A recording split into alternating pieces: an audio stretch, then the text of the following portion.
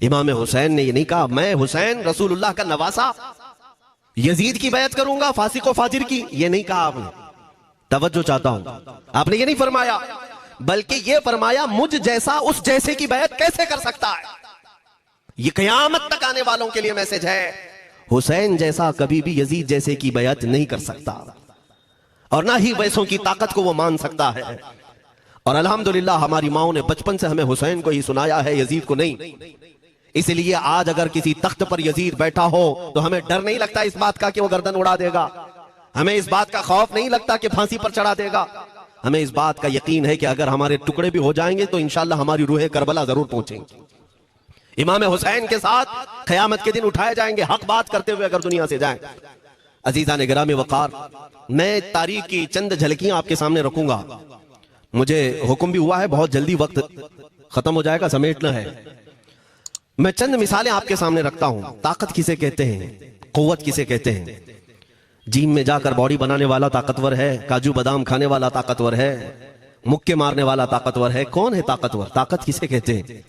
मेरे अजीजों, असल ताकत तो यह है कि तुम इस्तेमाल अपने हाथ पैर कुछ भी ना करो, लेकिन खलबली दूसरों में मची रहे।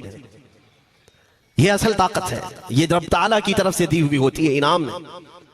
वरना आप सोच सकते हैं कि हुसैन आजम के साथ जो लोग आए थे वो कुल काफिला कितना था। अलग अलग रिवायतें, इमाम हुसैन के साथ 135 लोग थे, बाज रिवायात में है 96 थे, 96 लोग थे, बाज रिवायत में 82 थे।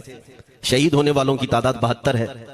लेकिन इस बात पर अक्सर उलमा मुहद्दिसीन का ख्याल है कि 82 लोग थे, 82 लोग थे। 82 के मुकाबिल में कितने लोगों को आना चाहिए रास्ता रोकने के लिए? अगर किसी आम आदमी से भी पूछे तो डबल कर दो, ट्रिपल कर दो, 4 गुना ज्यादा कर दो।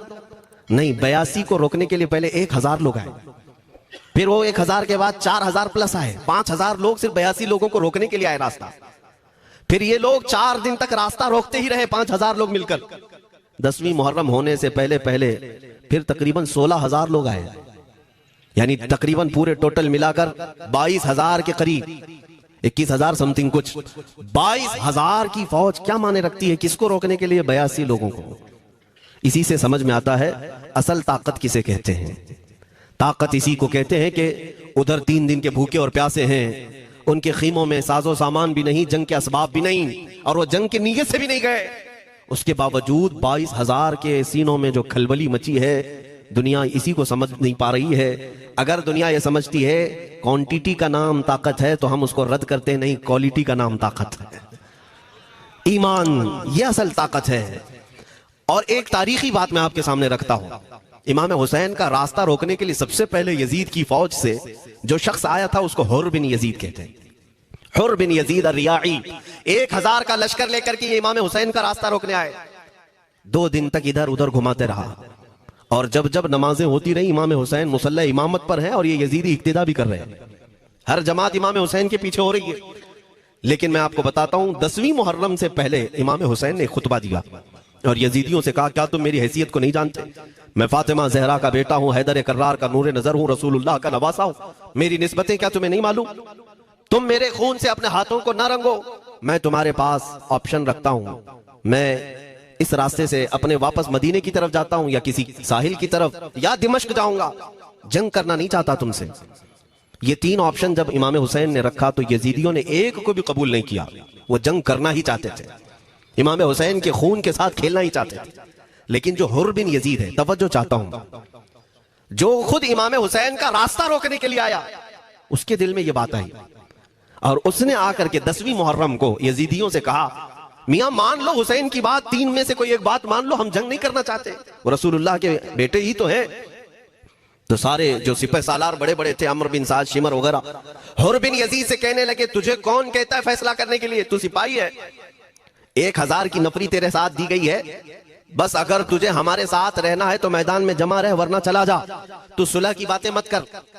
हुर बिन यजीद उसी दिन 10वीं मुहर्रम को उन यजीदियों से कहता, अच्छा अगर तुम मेरी इस बात को नहीं मानते तो तुम्हारी सिपह सालारी तुम्हें मुबारक, मैं हुसैन के खीमे में जा रहा हूं। जो यजीद की तरफ से आया था वो किधर चला गया?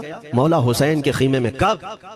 सिर्फ 10वीं मुहर्रम, एक रिवायत में 9वीं मुहर्रम को, 1 दिन पहले इमाम हुसैन के खीमे में आया, दस्तबोसी की, माफी मांगी और इमाम हुसैन ने कहा अब तुम जा सकते हो अपने घर। हुर बिन यजीद ने कहा मैं उस वक्त तक अब आपका साथ नहीं छोड़ूंगा जब तक मेरे जिस्म में आखिरी सांस बाकी रहेगी, मैं आपके साथ रहूंगा। अब इमाम हुसैन की वफादारी में आने वाला कौन था? इसलिए मैं आपको एक चीज दे जाता हूं मेरे अजीजों, अल्लाह अज़्ज़ व जल की कुदरत के फैसले हैं, वो जब चाहता है कहीं से भी किसी को हिदायत अता फरमाता है। वो बातिल कुव्वतों के मौजूद पलने वाला बच्चा भी कभी रब तबारक व तआला हिदायत देता है, उसे आलिम बनाता है, और कभी काबे की छांव में पलने वाले को मौला अबू जहल भी बनाता है, गुमराह कर देता है। हुर बिन यजीद मौला हुसैन के पास आ गए। जो बात मुझे कहनी है उसके लिए मुझे इतना वाकया बयान करना पड़ा है। मैं असल पॉइंट की तरफ आता हूं, क्यों मैं ये बयान कर रहा हूं।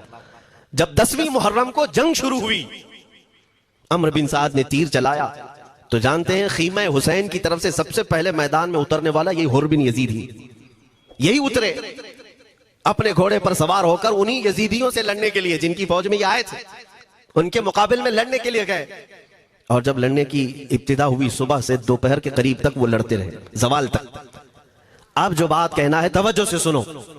हुर बिन यजीद ने सुबह से लड़ाई की, बहुतों ने वहां पर मैदान जंग में मुकाबला आराइयां की हैं, लेकिन हुर बिन यजीद की जो लड़ाई है वो तारीख में लिखी हुई आज भी। उन्होंने यजीदियों के साथ जो जंग किया, कई घंटे जंग करने के बाद जानते हैं तन्हा हुर बिन यजीद ने 120 यजीदियों को कत्ल किया।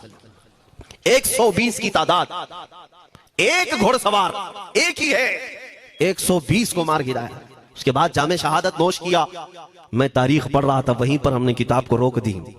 बहुत सारे लोग करबला के वाकयात में इमाम हुसैन के खानदान के बच्चों के शहादत तो बयान करते हैं, उनके जिस्म कट गए, उनके ऊपर घोड़े दौड़ाए गए, लेकिन तुम ये नहीं जानते कि हुसैनी शहजादों ने बातिल कुव्वतों के कैसे छक्के छुड़ाए थे। एक एक जवान ने मुकाबिल में आने वालों को उनकी औकात कैसे याद दिलाई थी। अब सुनो, हुर बिन यजीद 120 को मार गिरा सकते हैं, वो भी एक दिन पहले खीमा हुसैन में आने वाला, एक दिन पहले खीमा हुसैन में आने वाला। बात समझ में आ रही है? अभी जो एक दिन पहले खीमा हुसैन में आ जाए, उसकी ताकत का हाल ये है, जो पैदाइशी हुसैनी हो उसकी ताकत का हाल क्या हो।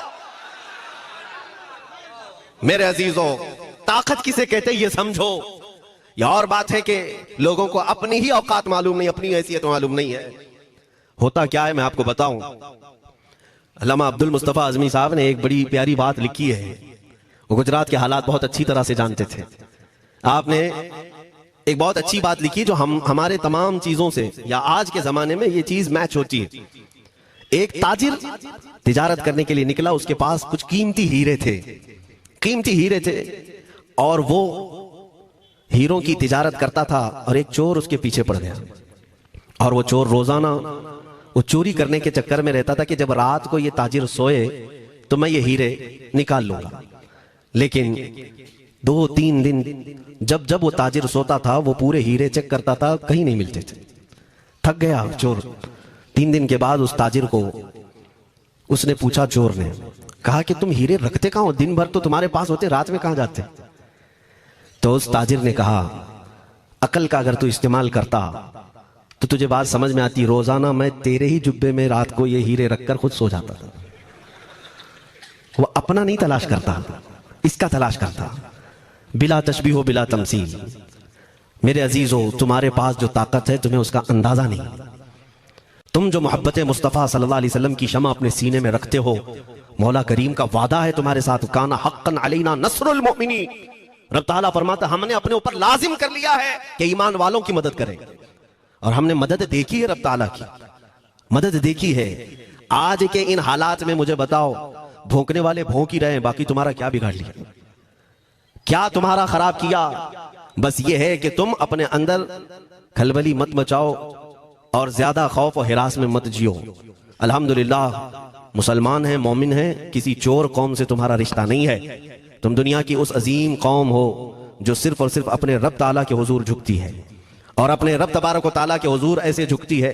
मैं चैलेंज के साथ कहता हूं, पूरी दुनिया में कोई कम्युनिटी, कोई कौम ऐसी नहीं है जो अपने खुदा को देखने के बाद ही झुकती है। जिसकी भी जाओ, उनके उनके खुदाओं की तस्वीर वहां पर सामने होती तभी झुकते हैं। वो चाहे ईसाई हो, यहूदी हो, कोई भी हो, उन्होंने कोई ना कोई या मूर्ति बनाई है या तस्वीर बनाई है, तब वो झुकते हैं। तन्हा तुम ईमान वाले हो जो आज तक अपने खुदा को देखा नहीं लेकिन हर दिन सजदा करते हो, तुम्हारा ये ईमान है। और कुरान में शुरू में ही अल्लाह ताला ने जो तारीफ फरमाई सूरह बकरा में, युमिनून बिल गैब, अल्लाह फरमाता है ये वो लोग हैं जो गैब पर ईमान रखते हैं, देखा नहीं। और दुनिया में करोड़ों मस्जिदें होंगी, किसी मस्जिद में अल्लाह की तस्वीर है? किसी मस्जिद में? और या तुम्हें सलातो सलाम पढ़ने के लिए मेरे आका की तस्वीर देखने की जरूरत है? यही तो तुम्हारा ईमान है मेरे अजीजों। मेरे आका को हमने दिल में बसा रखा है, और जब हुजूर पाक की याद आई बगैर तस्वीर देखे हम खड़े हो जाते हैं, और उनकी मोहब्बत वैसी होती है, हमें किसी तस्वीर और मूरत को देखने की जरूरत भी नहीं होती। तुम्हारी खुसूसियात बहुत हैं, अल्लाह रब्बुल इज्जत ने तुम्हारी पेशानियों को महफूज रखा है, किसी अहरे गैरे के सामने झुकने नहीं दिया, पेशानी मुकद्दस है तुम्हारी। हाँ, ये तो नहीं है कि तुम किसी दरख्त पर भी चले जाओ, पत्थर पर भी चले जाओ, चूहे पर भी झुक जाओ, सांप पर भी झुक जाओ, नहीं है। एक सहाबी हैं, ईमान लाने के बाद वो कहते हैं या रसूल अल्लाह सल्लल्लाहु अलैहि वसल्लम, दो वाकयात ऐसे हैं जो जमाने जहालत में हम करते थे, एक वाकया याद करता हूं तो रोना आता है और एक वाकया याद करता हूं तो हंसी आती है। हुजूर ने फरमाया वो दोनों क्या है बताओ? उन्होंने कहा पहला वाकया तो यह है जिसको याद करके रोता हूं कि जवानी में जब हमारे घर बेटी पैदा होती थी तो हम उसका गर्दन मरोड़ कर दफन कर देते थे। आज मुझे ये बात याद आती है तो रोना आता है कि हमने ऐसे कई बच्चियों को दफन कर दिया। अरब वाले दामाद बनाना नहीं चाहते थे और बेटियों को पहले ही मार देते थे। ये वो सहाबी कहते हैं अब याद आती है बात तो रोना आता है। मेरे आका सल्लल्लाहु अलैहि वसल्लम ने फरमाया फिर हंसी किस बात पर आती है? कहते हैं जमाने जहालत में हमारे खुदा जो होते जिनकी हम इबादत करते थे, तो जब सफर में जाना होता था तो आटा गूंद करके खुदा बना लेते थे, क्योंकि सफर में जाना है और हर जगह उनको साथ में रखना था खुदा को। वो साहब ही कहते हैं सफर के खुदा और होते थे, हवा का अलग, पानी का अलग, मिट्टी का अलग, सब लेकर के चलते थे। फिर हुजूर ने फरमाया हंसी किस बात पर आती है? वो कहते हैं बीच रास्ते में अगर खाना खत्म हुआ तो कभी खुदा का हाथ तोड़ के खाते थे, कभी पैर तोड़ के खाते थे। अरे मेरे अजीजों, 1400 साल बाद आज जब आप हंस रहे हैं, उस सहाबी को तो इस बात पर हंसी आती होगी। मैं ये बात सिर्फ इसलिए अर्ज कर रहा हूं कि शुक्र मनाओ अल्लाह रब्बुल इज्जत का कि तुम्हें रब तबारक व तआला ने उस कौम में पैदा किया है जिसका माथा सिर्फ वहदहू ला शरीक की बारगाह में झुकती है। तुम ईमान वाले हो। और मैंने आयत यही तिलावत की खुतबे में, वला तहीनु वला तहज़नु व अंतुमुल अअलौना इन कुंतुम मुमिनीन। घबराओ मत, परेशान मत हो, तुम सबसे ज्यादा सरबुलंद रहोगे अगर तुम ईमान वाले हो। ये कुरान की आयत है। ईमान किसे कहते हैं? ईमान किसे कहते हैं?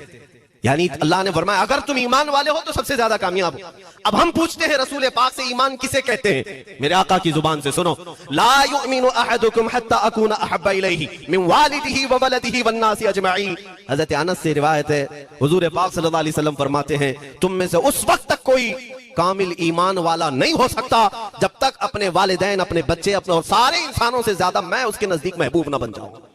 हुजूर से कामिल मोहब्बत जब तक ना करोगे तब तक ईमान भी कामिल नहीं है। खुलासा कलाम यही है कि मोहम्मद से वफा तूने तो हम तेरे हैं, ये जहां चीज है क्या लौह कलम तेरे हैं। बस इसी बात पर आपको आना है। इकबाल भी ये कहता है मैं जर्मनी गया, यूरोप का सफर किया, वहां की तरक्कियों को देखा और वो लोग बहुत आगे बढ़ रहे थे। मैं इसीलिए सफर किया कि मैं वहां तहकीक करके आऊं, देखूं, अपनी कौम को आकर के मैं बताऊं मुसलमानों को कि किस फील्ड में तुम जाओगे तो कामयाब होंगे। साइंस में, फिजिक्स में, ज्योग्राफी में, केमिस्ट्री में, मैथ्स में, कौन सी फील्ड में तुम जाओगे तो ज्यादा माहिर होगे। कई साल इकबाल ने वहां की खाक छानी, तहकीकात किया और वापस जब आया अपनी कौम की तरफ, अल्लामा इकबाल कहते हैं मैं सारी दुनिया वहां की यूरोप की छान करके आया, यही देखने गया था कि मेरी कौम किस मैदान में उतरे तो कामयाब होगी। तो लोगों ने पूछा क्या वो तुम्हें राज मिल गया? वो कहते हैं हाँ मुझे राज मिल गया। लोगों ने पूछा किस मैदान में उतरे? तो इकबाल कहता है मैं तो राज को पहुंचा, अपनी कौम को बताता हूं तुम्हारी तरक्की का राज सिर्फ इतना ही है कि मोहम्मद से वफा तूने, कि मोहम्मद से वफा तूने तो हम तेरे हैं। ये जहां चीज है क्या लौह कलम तेरे हैं। सारी कामयाबी का असल राज मेरे आका से बेइंतहा मोहब्बत है।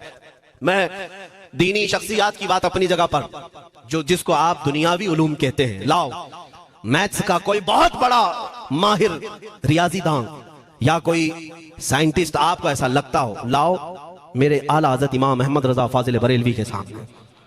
जानते हैं आप उस आला हजरत फाजिल बरेलवी ने 55 उलूम पर अपनी तहकीकात लिख दी हैं। बाकी जानते कितने थे वो अल्लाह ही बेहतर जाने। एक बात मैं आपको बता रहा हूं, मैथ्स में मैथमेटिक्स में उनके पास ऐसी ऐसी इजादात थी। एक किताब आला हजरत ने लिखी है ज्योमेट्री पर, आज के बच्चे जो कॉलेज पढ़ते हैं वो जानते होंगे।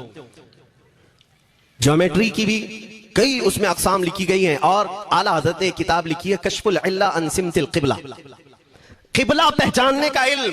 तुम तो आज वो कंपास लेकर के पहचानते हो ना, अब तो मोबाइल में आ गया, मोबाइल को घुमाओ, इधर दिखा रहा उधर, उधर दिखा रहा उधर क़िबला। मेरे अजीजों, इस्लाम मशीनों से नहीं चलता है। इसका सेल चला गया तो क्या तुम्हारा इस्लाम चला जाएगा?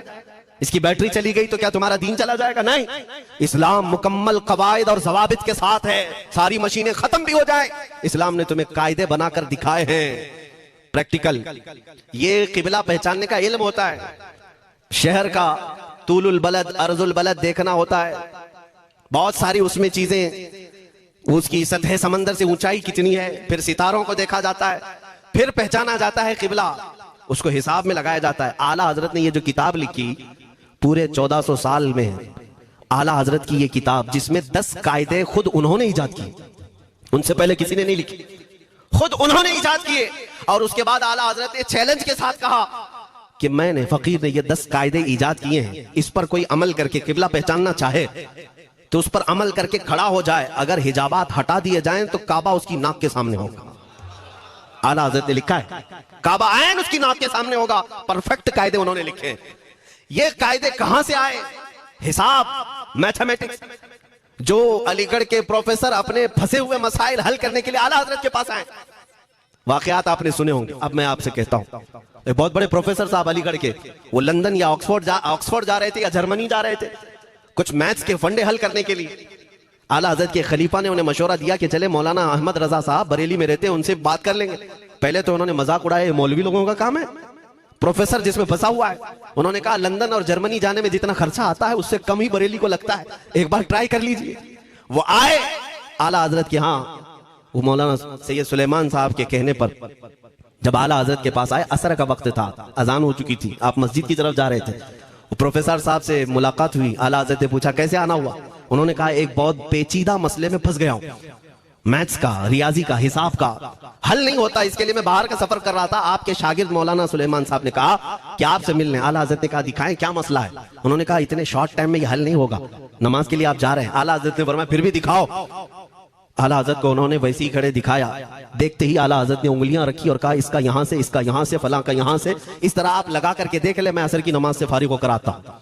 वो प्रोफेसर साहब कहते हैं उन्होंने चुटकियों में यूं हल किया, मैं जब बैठ करके उस मसले को लगाया तो तुरंत 2 मिनट में वो मसला हल हो गया।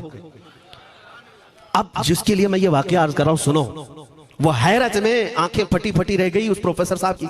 उधर नमाज होने के बाद आए आला हजरत, तो वो अश करने लगे, कहा मौलाना साहब मैं पहली मर्तबा देख रहा हूं कि मदरसे का कोई मौलवी मैथ्स के इतने टफ फंडे को हल कर लेता हो। मौलाना ये तो बताएं, ये रियाजी और ये मैथ्स के मसले आपने किससे सीखे? कौन है आपको? किस कॉलेज में, किस यूनिवर्सिटी से आपने सनद हासिल की है? यही मुझे कहना है मेरे से। अब आला हजरत का जवाब सुनो।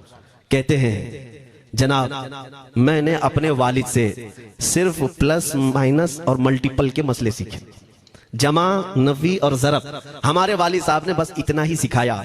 और उस वक्त बचपन में मुझे मंतिक, फलसफा, ये सब किताबें पढ़ने का शौक था। मैं हिसाब के, ज्योमेट्री की ये किताबें लेकर बैठा। मेरे वालिद आए, देखा, पूछा अहमद रजा क्या पढ़ रहे हो?